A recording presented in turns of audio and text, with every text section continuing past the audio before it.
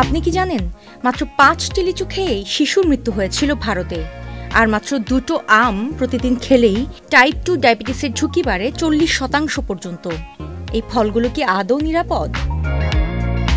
আম, লিচু ও জাম এই 3টি ফল গ্রীষ্মের উপহার, কিন্তু ন্যাশনাল ইনস্টিটিউট অফ হেলথের গবেষণা বলছে প্রতিদিন 1 কাপ আম অর্থাৎ প্রায় 150 গ্রাম বা এর বেশি খেলেই রক্তে শর্করার মাত্রা অস্বাভাবিকভাবে বেড়ে যেতে পারে।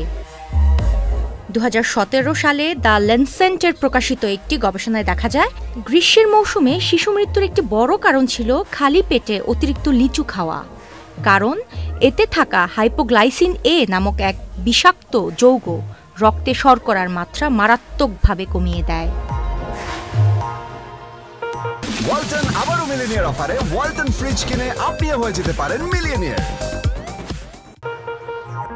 জাম নিয়ে হার্ভার্ড মেডিকেল স্কুলের গবেষণায় বলছে প্রতিদিন 1 মুঠো জাম ইনসুলিন সেন্সিটিভিটি বাড়াতে পারে ঠিকই, কিন্তু তার পরিমাণ দ্বিগুণ হলেই বাড়ে ডায়রিয়া ও গ্যাস্ট্রিকের ঝুঁকি।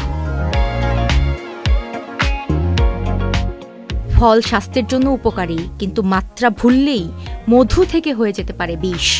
আম খেতে পারেন, লিচুও উপভোগ করুন, জামও চিবান, but remember, limit is the new luxury. জীবন মিষ্টি হোক, কিন্তু ফলের পরিমাণ যেন না হয় অতি মিষ্ট।